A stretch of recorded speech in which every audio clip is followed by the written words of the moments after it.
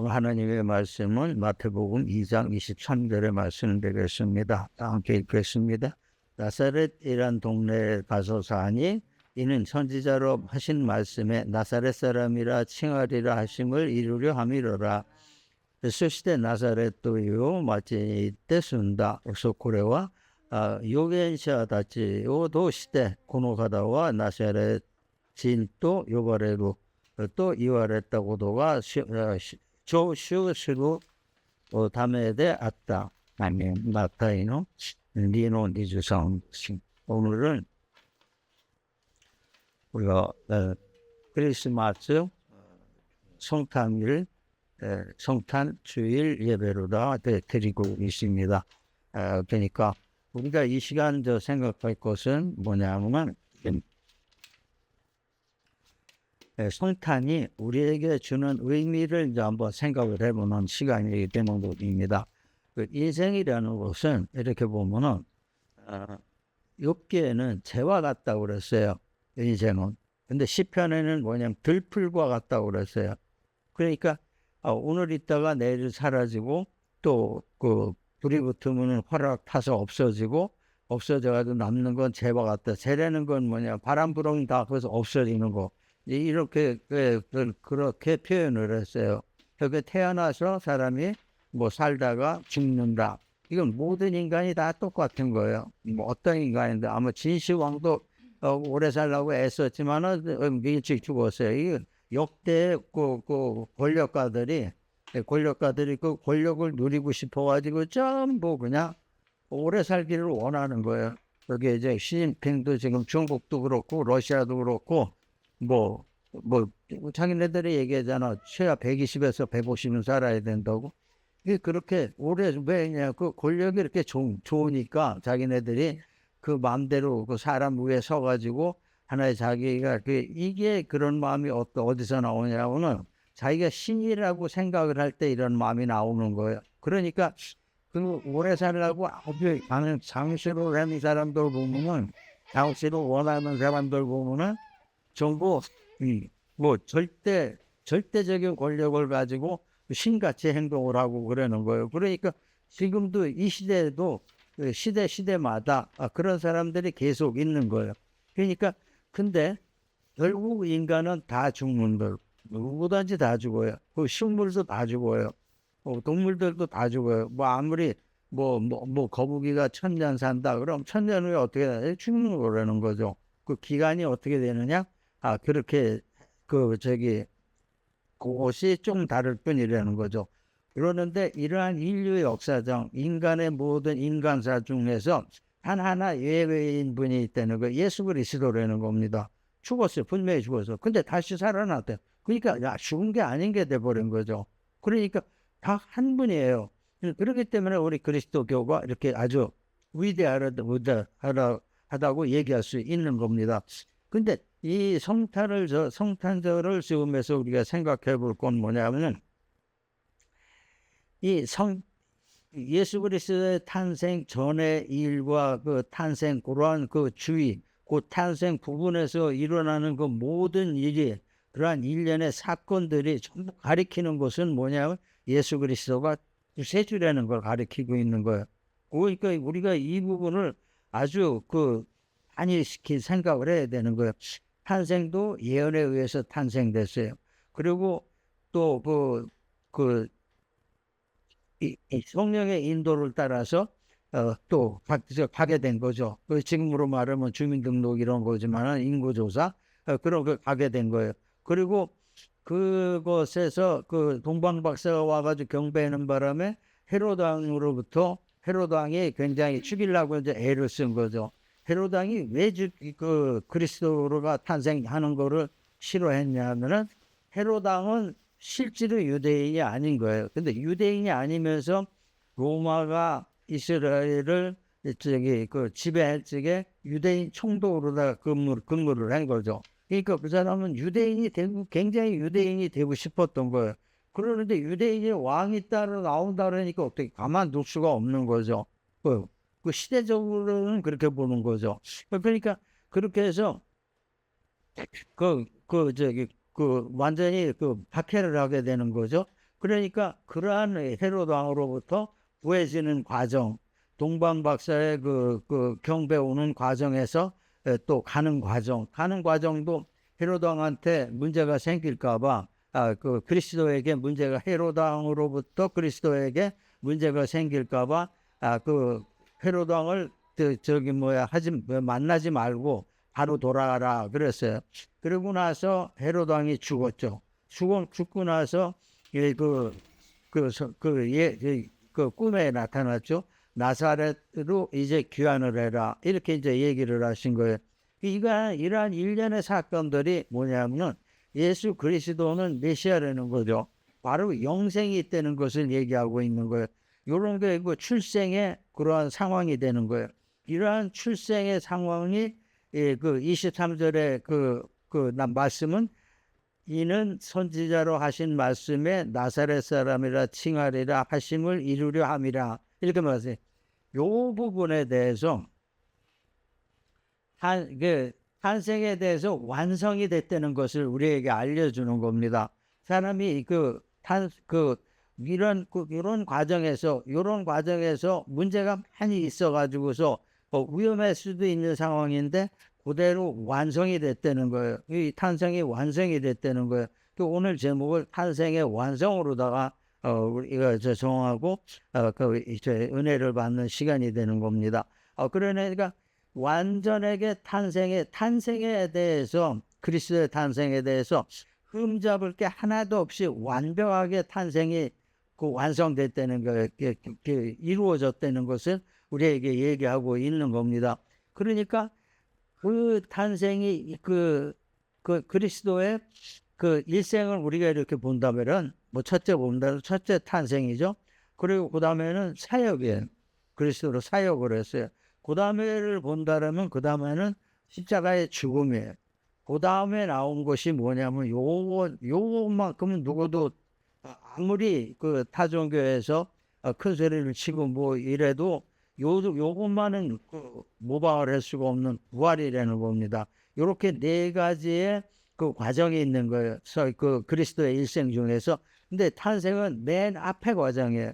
요게 완료가 돼야지 그 다음에 또 연결이 되는 거죠. 그 다음에 이제 사역하고 연결이 되고 또 사역이 완성됨으로 인해서 십자가 죽음이 되는 거죠. 십자가 죽음이 완전히 완성됨으로 인해서 부활이 또 이루어진 거를 우리가 알 수 있다는 겁니다. 이거 첫 번째.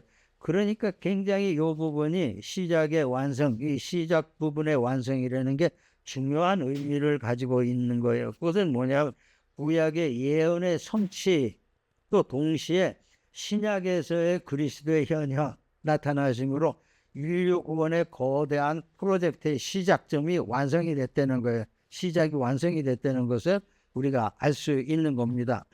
주님이 하나님께서 이렇게 주님을 통해서 이러한 출생의 완성, 그 탄생의 완성을 지은 것이 그러한 것이 무엇이냐면은 길을 우리 인간의 길을 잃은 영혼과 삶에 지치고 가난하고 병으로 초라해진 인간을 구원하기 위해서 빛으로 오신 거예요. 이게 안 오실 수 없는 그런 상황이었던 거예요. 안 오신다면은 하나님의 사랑은 딴 나라 얘기예요. 딴 얘기가 되는 겁니다. 그러니까 이렇게 해서 그러한 인간을 위해서 오셨기 때문에 그리스도의 탄생의 완성이라는 그 의미는 뭐냐면 구원의 길이 확정됐다는 거예요. 구원으로 가는 길을 완전히 확정시켰다는 거예요. 그러니까 우리가 이 성탄을 맞아서 그 의미를 새겨보는 것, 바로 탄생이 완성됨으로 인해서 결과적으로 하나, 둘, 세 번, 네 번, 다섯 번째 가가지고 구원의 길이 완전히 확정되는 첫걸음이다. 이렇게 얘기할 수 있는 것입니다. 먼저 본다면은 믿음으로 우리가 그리스도 안에서 그 탄생의 완성이 우리에게 주는 의미의 첫 번째는 뭐냐? 믿음으로 뒤얽힌 삶이 풀리게 되는 거예요. 욥기에서 욥은 우리에게 이렇게 얘기한 사람인 고생을 위하여 났으니 불꽃이 위로 날아가는 것과 같다. 이렇게 얘기했어요. 이거는 진리라는 거 어떻게 변해질 수가 없다는 거예요. 불을 피우면은 불꽃이 그 불씨가 왜 불씨가 물론 불꽃이 위로 올라가죠. 불씨가 위로 날아가는 거예요. 아주 굉장히 그 작은 불씨가 돼서 위로 날아가는 거죠. 이렇게 그것이 어쩔 수가 없대요. 불씨가 밑으로 꺼지는 일은 없다는 겁니다. 그러니까 이것이 인생이라는 게 고단하다는 것을 우리에게 표시해주고 있는 겁니다. 그리고 또 이사야 9장 6절에는 우리 그리스도에 대해서 완전한 예언을 하셨어요. 그러니까 우리에게 오실 거고 그 어깨에는 정사를 메었고 그 이름은 기묘자고 모사라 전능하신 하나님이라 평강의 왕이다. 이렇게 이거 말씀하셨어요. 이거 뭐냐 이런 그 분이 우리 인생의 삶에서 고난을 겪는 우리에게 오신다는 거예요. 이러한 능력을 가지고 오신다는 거예요. 그러니까 사도행전 16장 31절에 딱 결론적으로 이게 주 예수를 믿으라 그러면 너와 네 집이 구원을 얻으리라. 요 말씀이 그대로 탄생의 완성인 결국으로 끝까지 가면 구원의 완성이라는 것이 완전하게 되는 겁니다. 인간의 삶이라는 거는 어때요? 자기 마음대로 살아가는 사람이 있어요? 없어요? 자기 마음대로 살아가는 사람은 딱한 마음을 가지면 자기 마음대로 살아갈 수가 있습니다. 하지만 그렇지 않고 평범하거나 우리 그리스도 신앙을 가진 사람들은 내 마음대로 세상이 안 된다는 거예요. 그건 뭐 우리가 간단하게 얘기하면은 실타래와 같다는 거예요. 어렸을 때 보면은 그 양손에다가 그 이불실 같은 거 그거 어머니가 이렇게 그 정리할 때 보면은 이불실 같은 거를 이렇게 타래로 돼 있어요. 그걸 풀어가지고 그 양손에다 이렇게 해놓으면은 그걸 이렇게 그대로 잘 풀어지는 거예요. 그대로 잘 풀어지지 않으면 이게 엉키면은 이 타래 자체를 못 쓰게 되는 겁니다. 그러니까 우리가 그게 한번 엉키면은 굉장히 풀기가 힘들어요. 근데다가 또 무리하게 힘을 주면 그게 또 안에서 매듭이 생겨버리는 거예요. 그러니까 이것이 우리 인생의 대비를 한다면은 이 엉키고 매듭진 게 평생 간다는 겁니다. 죽을 때까지가 안 되는 거예요. 그러니까 그 뜻은 뭐냐면은 아주 고통스럽고 힘들고 왜냐 내가 생각하는 내 인생은 이게 아닌데 내 멋대로 가는 거예요. 내 인생이 내 멋대로 가는 거예요. 내 의지와 상관없이 내 마음의 정함과 상관없이 내 원하는 거와 상관없이 한다는 거예요. 이렇게 되니까 어떻게 해요? 행복하고는 거리가 먼 삶을 살게 되는 거예요. 사는 자체가 짐이 되는 겁니다. 어깨에 그냥 뜩 메어진 그 짐이 되는 거예요. 근데 이러한 우리의 삶에 주님께서 오신 거예요. 그 뭐냐? 빛으로 오신 거예요. 빛으로 오시니까 실타래가 제 자리를 찾게 되는 겁니다. 이것을 뭐냐 비유해서 얘기를 한다 그러면은 지금은 형상합금이라는 게 있어요. 그러니까 아무리 휘어놔도 어떤 빛에 의해서 어떤 온도가 일정한 온도가 되면은 똑바로 펴지는 거예요. 똑바로 이렇게 펴지는 거예요. 그리고 한번 굽게 해놓은 그 형상합금을 굽게 해놓으면은 아무리 똑바로 펴놔도 어떠한 일정한 온도를 가할 것 같으면은 원래대로 또 이렇게 굽게 되는 겁니다. 이거하고 똑같은 거예요. 하나님의 빛이 이거하고 똑같은 거예요. 우리의 원래의 하나님께서 계획된 그 모습으로 만들어주는 거예요. 아무리 엉키고 아무리 매듭이 졌다 하더라도 우리는 형상 합금에 지날 뿐이에요. 왜냐 우리 본래 모습이 아니라는 겁니다. 살아가면서 이렇게 휘어졌다는 거예요. 본래 모습은 그게 아닌데 본래 모습은 행복인데 살아가면서 불행으로 들어가 버렸다는 거죠. 여기서 그리스도의 빛이 비칠 경우에 이게 완전히 제자리를 찾게 된다는 거예요. 그러니까 항상 우리가 생각할 것은 그리스도의 축복은 언제나 우리 앞에 와 있다는 거예요. 언제나 우리 앞에 와 있어요. 우리가 그것을 받아들이느냐 안 받아들이느냐 그 차예요. 믿음이 그래서 우리에게 굉장히 중요하게 되는 거예요. 믿음 안에서 우리가 그 뒤얽힌 삶이 끊어진다는 것을 얘기하고 있는 겁니다. 다음으로 본다면 우리는 이런 과정을 거쳤기 때문에 우리는 그 삶이 초라한 삶이 되는 거예요. 내가 봐도 내가 만족하지 못하는 삶이 되는 거예요. 그러니까 그러한 내 자신이 진짜 낙심할 정도의 그러한 삶이 될 수밖에 없는 거예요. 그러니까 우리가 이거를 굉장히 생각을 해야 되는 겁니다. 누가복음 2장 12절의 말씀이죠. 너희가 가서 강보에 쌓여서 보에 쌓여서 부유 위에 누워 있는 아기를 보리라 그랬어요.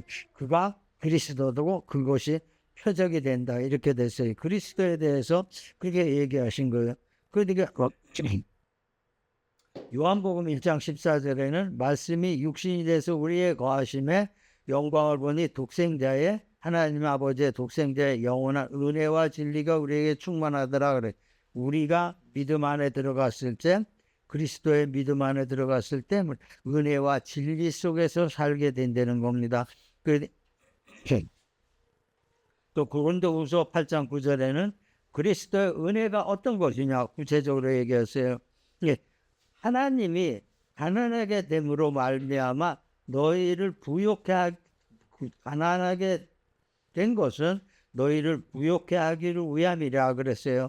그러니까 하나님께서 가난하게 되신 것은 뭐냐, 우리를 부욕해 하기 위해서 그렇게 하신 것이다. 바꿔서 얘기하면은 하나님께서 가난하게 되신 것은 가난한 사람의 마음을 알기 위해서 그랬다는 거예요. 가난한 사람의 마음을 알고 이해하고 그러면은 거기에 대해서 어떠한 고통이 있다는 거 하나님께서 정확하게 아신다는 거죠. 그렇기 때문에 우리가 믿음 안에서 초라한 삶에서 벗어날 수가 있는 거예요. 우리가 벗어나지 않는다면은 우리가 믿음에 들어가나 안 들어가나 똑같다 그러면은 우리가 아무 의미가 없는 거죠. 그렇기 때문에 우리는 창조주이신 예수님이 말구유로 오신 것은 뭐예요? 아주 극단적인 환경에서 탄생하셨다는 거예요. 극단적인 환경에서 보통 사람들이 겪지 않는 그런 환경에서 탄생하셨다는 거예요.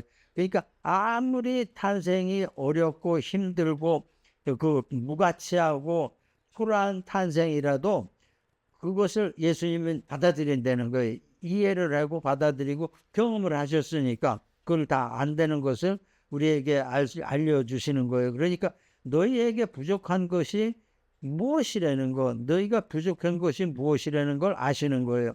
그러니까 그러한 환경을 통해서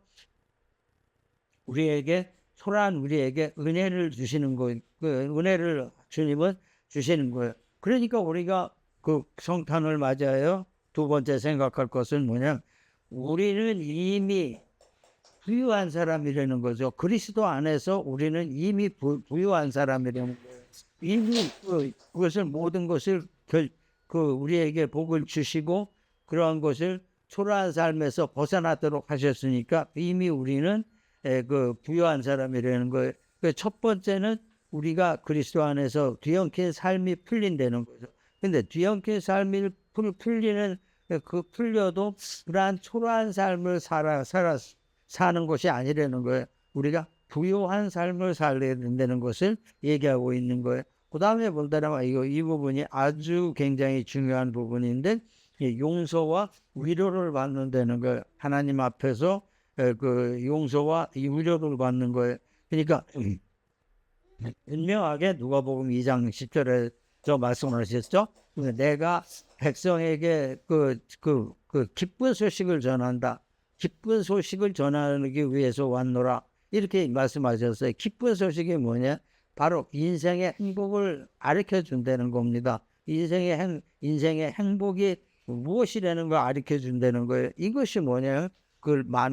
복음의 사도행전에 쭉 나오는 말 같이 그게 뭐냐? 이것이 복음이라는 거예요. 이것이 그러니까 그것을 우리가 그걸로 인해서 우리가 또 구원을 받게 된다는 것을 얘기하고 있는 것입니다.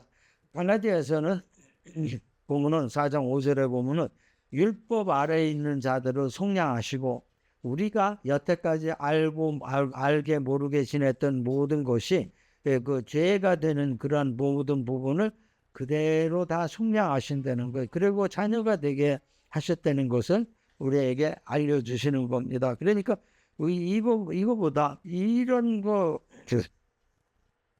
어느 종교도 이런 게 없는 겁니다. 그러니까 그대로 우리가 어떠한 그 액션 없이 용서와 위로를 받고 액션 없이 우리의 뒤엉킨 삶이 풀리게 되고 그러한 초라한 삶에서 벗어난다는 거예요. 그러니까 그거 이유가 뭐냐면은 주님 믿음 안에 있을 때 우리의 실수와 아픔과 죄를 함께 끌어다 안았다는 겁니다. 그걸 끌어안으신 거예요. 주님께서 끌어안으신 바로 우리를 끌어안으셨다는 게 우리가 가지고 있는 모든 것을 다 끌어안으셨다는 거예요. 그러니까 그 안에 용서가 있고 위로가 있고 그런 것이 모두 우리의 것이 되어 있는 거예요. 딴 동네에 나와 있는 것이 아니고 내 몸 밖에서 있는 게 아니고 내 몸 안에 다 와버린 거죠. 용서도 와버리고 또 위로도 와버리고 또 엉킨 삶이 풀린 것도 와버리고 또 초라한 것에서 벗어난 부유한 삶도 우리에게 와버린 것. 결과적으로 우리에게 온 것이 뭐냐면은 자유인이 왔다는 겁니다. 이 굉장히 중에 다 토탈을 생각을 해보면은 자유인에게 모든 것에서 자유함을 받았느니라 이런 말씀이 되는 겁니다. 오늘 얘기를 이렇게 마무리를 하겠습니다.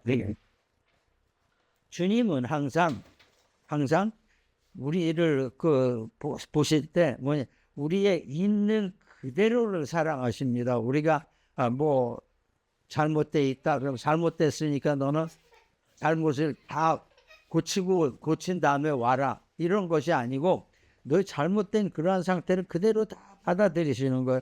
좋은 건 좋은 거대로 다 받아들이시고 좋지 않은 건 나쁜 대로 다 받아들이시는 거예요. 왜 받아들이십니까? 받아들이시면은 그 안에서 우리가 변해버리는 거죠.